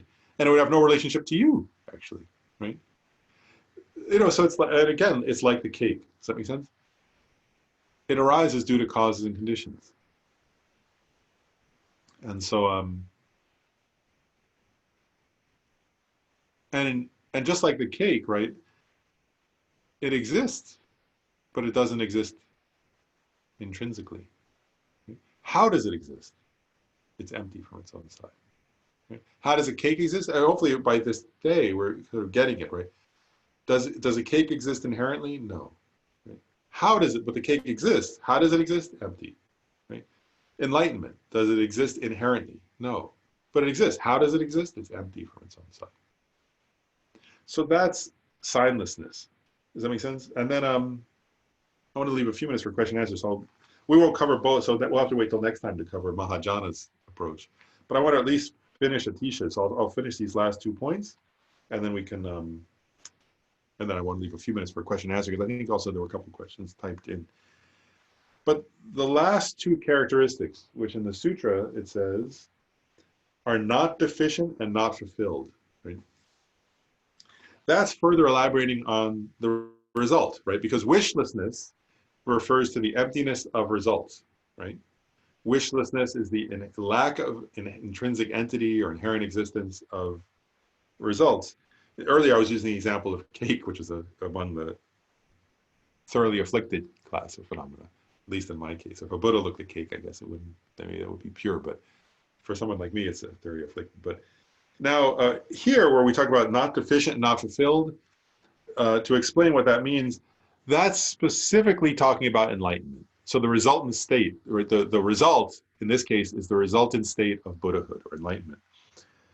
And so not deficient in this case means, specifically is referring to how one of I said this earlier when we talked about what is the meaning of Buddha or Sangye in Tibetan, is usually when we talk about a Buddha, right? So Buddha or Sangye, or we say there are 2 important things, qualities. One is separated from all faults and fulfilled or completed all good qualities. So not deficient means, refers to the first of those, like the emptiness of the first of those. So not deficient is in reference to the fact that a Buddha has eliminated all faults. So eliminate, and what does that mean? So the Buddha has eliminated all mental afflictions, right? So like all the different mental afflictions, right? So craving and ignorance and pride and hatred and laziness and so on. Then they've also eliminated all negative karma, and they've also eliminated all the what they call obscurations to omniscience, all the obstacles to omniscience. So, from a conventional perspective, a Buddha has eliminated all of those negative traits. And so, not deficient is saying conventionally, the Buddha has achieved that, and ultimately, that elimination is also unfindable. Right? Under ultimate analysis, it's empty. And then the last characteristic where it says not fulfilled means, so on the one hand, conventionally, the Buddha is endowed with all good qualities: limitless compassion, limitless love, limitless skillful means. There are limitless wisdom. And there are lists of qualities the Buddha has, the 10 powers and the 37 attributes of enlightenment. Different texts list different qualities the Buddha has, right? The ability to perform miracles and to know beings' past and future lives and to know all kinds of things about how to help beings. And so conventionally, Buddha does have all those good qualities. Right? And under the same kind of ultimate analysis, those good qualities are unfindable, right? Or empty of inherent nature. So what this is saying is that, anyway, so that signlessness, right, refers to, wishlessness, rather. The last of the three doors of liberation is wishlessness, which is resultant state. In this context, what's being wished for is enlightenment itself. And what that's saying is that even that enlightenment enlightened state of Buddhahood lacks any inherent existence. So that's Atisha's presentation of the meaning of that list of 8 things in the original sutra. Today we didn't get to Mahajana, so we'll do that next time. But then that's fine. There's a lot, right? But we still have about 20 minutes, and I think I just want to pull it up. I think there were a few questions that were asked that maybe I missed. So I want to look back.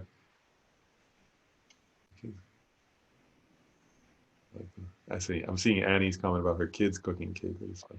But I'm not able to pull out my, when you analyze at what point does something become a cake or cease to become a cake? When the ingredients are mixed, when it comes out of the oven. Yeah, so Sarah's question is getting at the same point that we were making, right? That it's fascinating to think about that. So I agree. And that we do that with all kinds of phenomena, right? And so, you can pick you have to pick one example to kind of go over it. Oh, my cursor's not working. But anyway, you get the idea, right? That when you do ultimate analysis, you say, well, where is the inherently existent horizon? Let me try to find that, right? I'm having a hard time reading, but Wilhelmina has her hand up. So Wilhelmina, if you want to go ahead and ask your question, are you unmuted? Yeah, I Okay. think so. Can you hear me? Yeah. Okay, good. So I was thinking about this in connection to, I had it so well in my head, when you seeing, the path of seeing, Mm-hmm. when you think about it, something very deeply, and you make a decision, you write a letter, and you put a stamp on it, and you think, I will wait for 2 days. And then you go to bed again, and then you wake up in the morning, and then you think, oh shit, I can think about this in a different way altogether, ultimately. So it's more a mental seeing or something. Is that correct, or am I wrong about thinking that? Oh, so you're talking about like that you see it from a different perspective then the next day. Completely, yeah. I mean, it's all the teachings, what I've been studying and been praying for, and then all of a sudden it says, you don't have to finish this professional relationship, because it is, if you see this person in a different light, because she's good at it, it's just that I thought I had to finish that relationship because I felt sort of not heard. And I thought, okay, this is not working anymore. In my past life, I have had many relationships that I had to close because it wasn't working anymore. So I thought, well, this is one of them. But then I also acknowledged that she's very good and that I would miss her and that I really need her. But I thought that comes first, you know, I have to feel trust there. I have to feel connection there. And then all of a sudden, when I start thinking about her in a different way, that, you know, like me, she has faults. And this is something I just have to accept and work with, but not do like I did in the past and stop it. So I got the letter back and I put it in front of the altar. And I thought, well, what is that? Because I felt so good yesterday, and encouraged and happy. And all these things, because I didn't have to do it that way. I could do it in another way, you know, make it known what I would like. And that's something very simple. It's not complicated. So is that also a kind of seeing? Because it made me so happy. Yeah, what I would say is, like, first of all, like, you know, I remember when we were, you weren't there, when we were doing a previous series of classes on the middle length Lamrim. Right. Were, but it was the same point, so I'll share it. Like, Lama Tsongkhapa makes this point where, you know, there are different types of insight. Yeah. And so what you would say in a way is that what you had in that moment was a correct insight.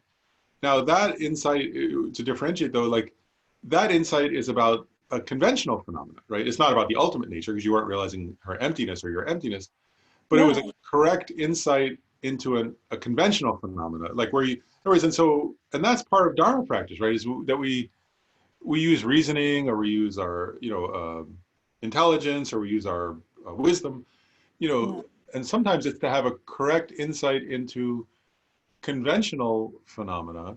Right. And those are, and Lama Tsongkhapa makes this point. He says, you know, that those are insights that we have, you know, like, but they're not insights into the ultimate nature. The ultimate nature would be an emptiness, right? So, so it's a correct insight, but it's not. I mean, it's not into the ultimate nature. It's into a conventional phenomena. Yeah. So that's what I would say. Yeah. Thank you so much. That's really helpful. Yeah, that's a good thing to have those. Yeah. Okay.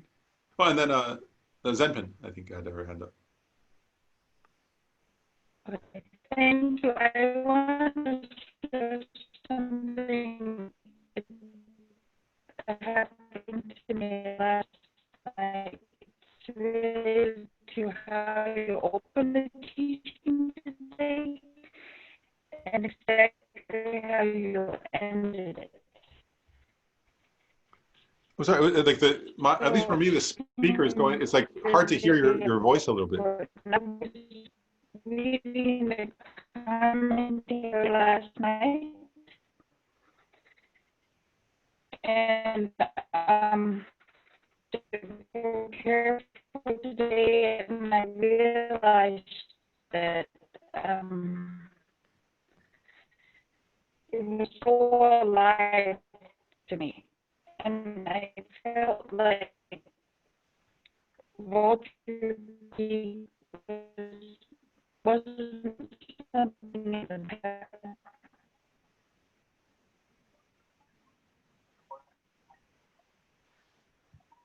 Oh, policy. Yes. Oh, sorry. There's like a delay in the sounds. Type it or.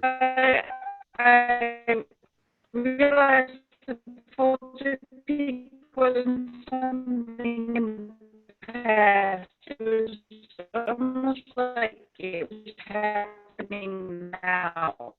So I realized that it's kind of like the blessings coming through the teaching. And then in the end, when you teach today, I realized also another thing that the Heart Sutra really points to the qualities of the Buddha, that nothing does confuse people, even though it's hard to understand. It's just so everything he does so to benefit people. It's just so amazing. But it just what happened to me last night was how you began today and how you ended today. So it seemed very special. I wanted to share that. What the sutra? Oh, that's wonderful. I was able to hear parts of what you were saying, but it was garbled a little bit. But now I can see also, and and Cynthia had mentioned it. Okay, I'll type it, and then Right. go on to someone else, and I'll just put it in the type. But it sounds like you had a very good experience of the blessings of the Buddha. That sounds great. Okay. Huh. That I can see. I can see what you typed there. So that looks very good. Huh.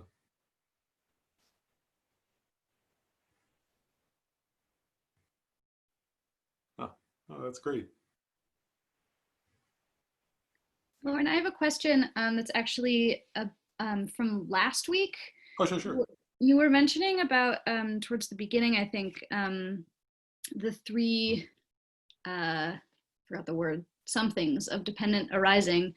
Oh, And yeah. you went from like most gross to most subtle, and you started with causes and conditions, and then parts, and then designation, right? Right. Causes and conditions as the grossest, and designation as the most subtle. So, but you know, when I think about this, in my mind, the kind of thinking about dependent origination, and the parts seems to me the most gross, and that causes and conditions would be slightly more subtle than thinking through the parts of the object. Or the phenomena. So I wonder if you can tell me a little bit more about how it was arrived that causes and conditions are considered the most gross, and that parts would be more subtle than that. Does that make sense? Oh, yeah. No, that totally makes sense. And I think what's what say is right. I think if you think about it in terms of like I'm trying to think I say it right. Like, well, I'll use this example. Like, there's some teachings that say this, like, that make this point about that, like, which is if you think of the example of, say, a person, or also of like, so a human being, or also of crops, let's say. But let's say I'll pick the example of a person first. Like that. One point they make is that even totally worldly people, like even somebody who's doesn't do any kind of deep philosophy, understands at least to some extent that that you yourself as a person, that there's some sense of dependence upon causes. That in other words, that of course you arose from parents and from a society, that you have to eat.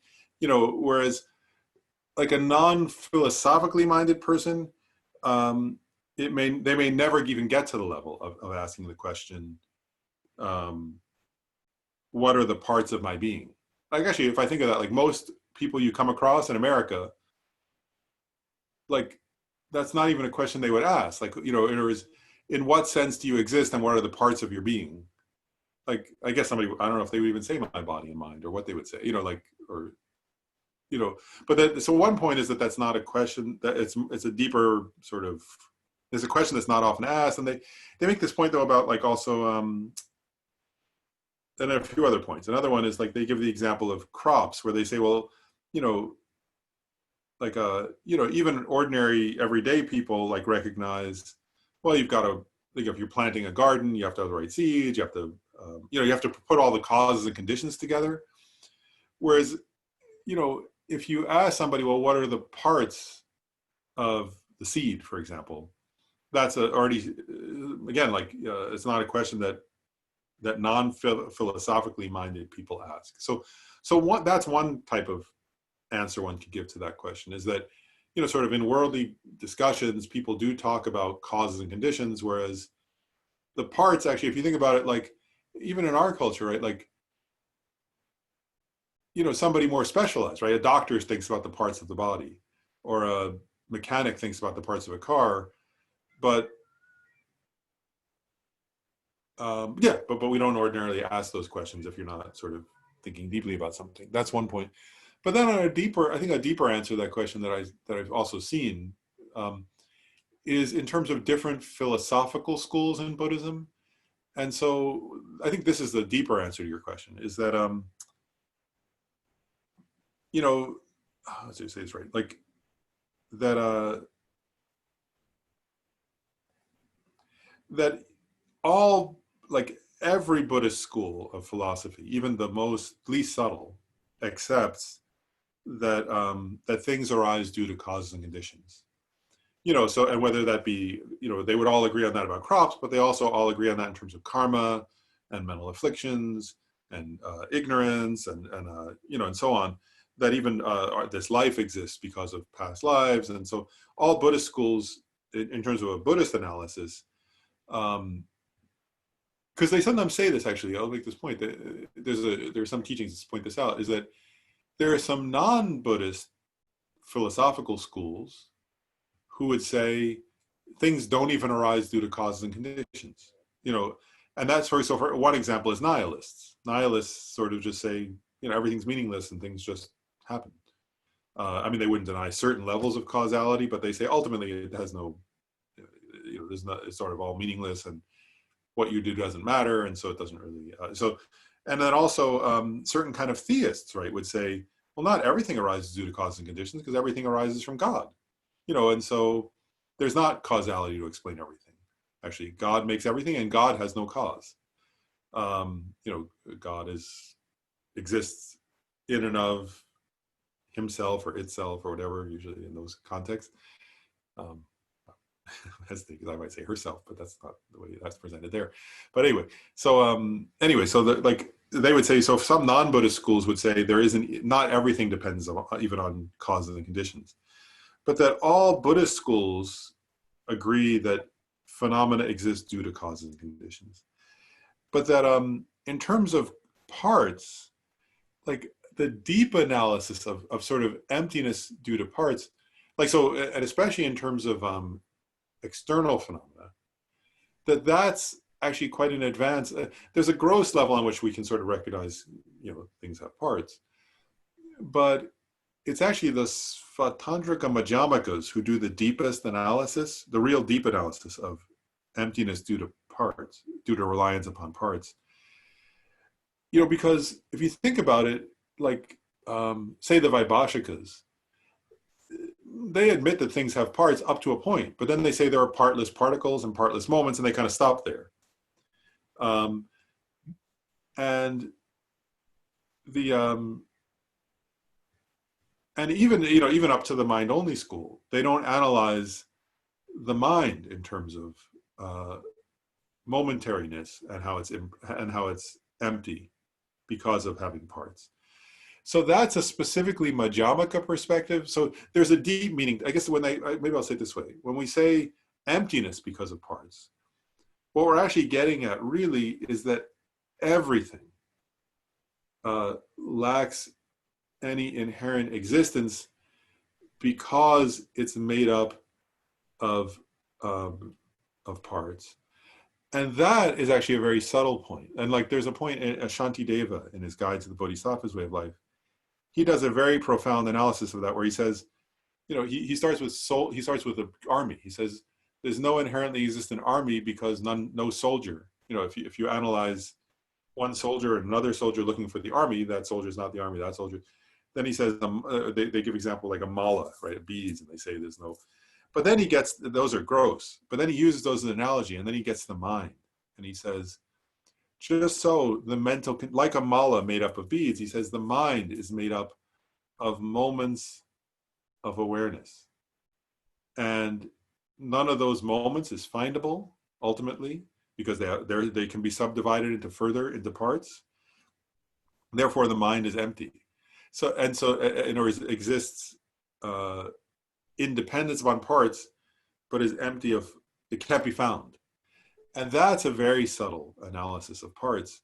That's much more subtle than somebody who just says, so the lower schools might say, well, the aggregates are parts, but ultimately they find an aggregate that they say that's the self, though, the basis of the self. And they don't analyze that down to parts. So the parts that makes it subtle really is this Madhyamaka perspective that like mentioning Shantideva uses, which is to go to say everything is made up of parts, and therefore everything lacks any substantial inherent existence. So that's, I think, why it's really subtler, is that, because if you just say, well, a truck has parts, therefore it's not, that's a fairly gross level. What this is getting at is that even the parts of the truck have parts, and even the parts of consciousness, even consciousness has parts, and therefore, so that's a very subtle analysis of parts. And that when they say this parts is subtle, they're getting at that, really. And I guess we're just almost out of time. If there's one last question, or should we stop there? May I ask just one, sure. just a repeat or a clarification? All right, I think you said that ultimately there are no causes, or not you, but you were quoting, ultimately there are no causes and conditions. That's correct? Yep. Yes. Yeah, I think the Dalai Lama says that, actually. Yeah, I know I was caught up on that quote. I wish I could have written it, but I couldn't. But that's, so. Yeah, that's correct, though. I'll actually find the exact. No, that's all right. Yeah. So if emptiness is due to causes and conditions and dependent origination, right? Yep. Ultimately, there are no causes and conditions. Right. Okay, I'll ponder that. Yeah, it's a very deep. Because, yeah, ultimately, there really isn't dependent origination. Yeah, from the ultimate perspective, there's no findable inherent. There's no findable Yeah, that's right. Okay. I mean, that's what I understood. Thank you. That was a great quote. Yeah, there's another quote, actually, the Dalai Lama. Actually, I'll just share it because it's related. It's not the same, but it's related. Okay. The Dalai Lama quotes that in Nagarjuna, actually, in his fundamental treatise on the middle way.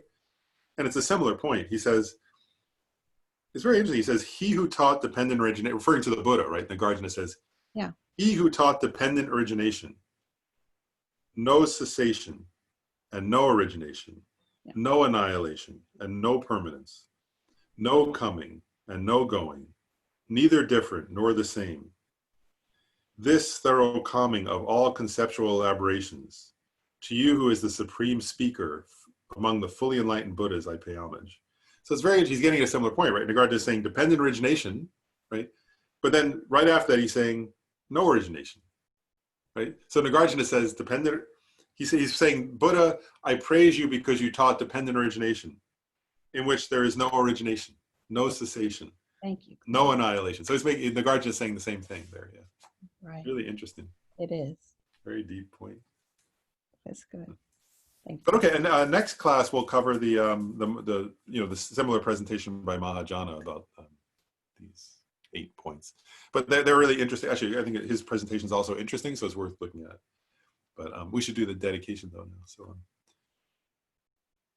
the supreme jewel bodhicitta, where it has not arisen, may it arise and grow.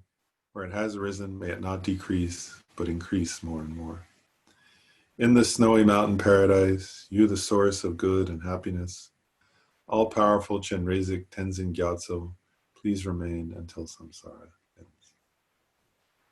And thanks, everybody, and we'll look forward to, I always don't remember off the top of my head when the next class is, but I sent, just so people know, I did send, I don't know, I haven't looked on the website to even check if it was posted yet, but I sent more classes, dates through like October, I think. And next class is in 2 weeks. Next week we don't have class, but in 2 weeks we have it. And I did send dates at least through September, I think through a part of October.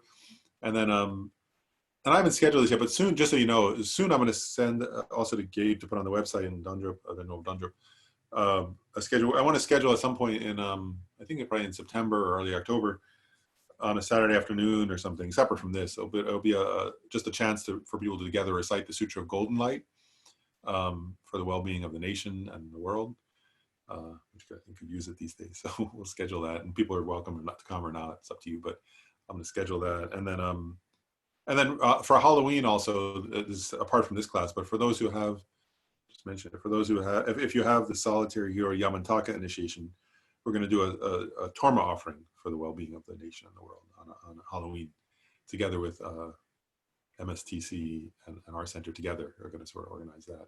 But that's only for those who have that initiation. So anyway, and otherwise we'll keep having these classes. So just so you know. But all right. Well, thanks everybody. Thank you, Lauren. Thank you, Lauren. Thank you, Lauren. Lauren, can I ask you a question? Oh, sure.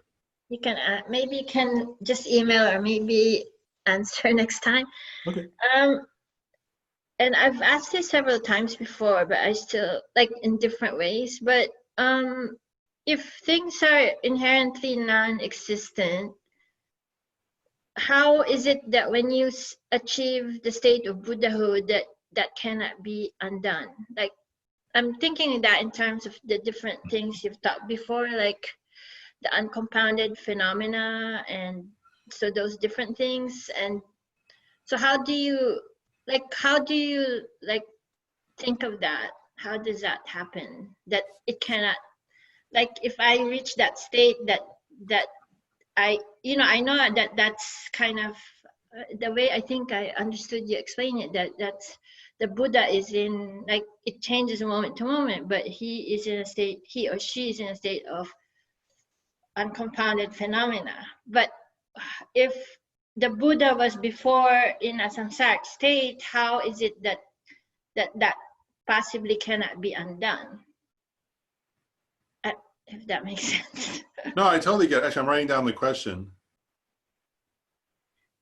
So maybe you could like try to address that next time, maybe. Yeah, what I'm going to do, that's what I'm doing. I'm going to write it down because it's a big question, actually. So I'm going to write down the question, and actually maybe at the beginning of class next time, or I'll schedule time to actually, because I think it's good for everybody here, so, or to talk about it together. Thanks. So I'm writing down the full question. So I think it's a good question, though. So I made it on my notes for next class. So then yeah. So we'll talk about it next class. I think that's a good idea, because rather than if I try to do it now, it'll be too brief. I think it's good to kind of, that's a good complicated question. So it's good to add. We can talk about it together. Thanks. Appreciate it. Sure. All right. Bye-bye.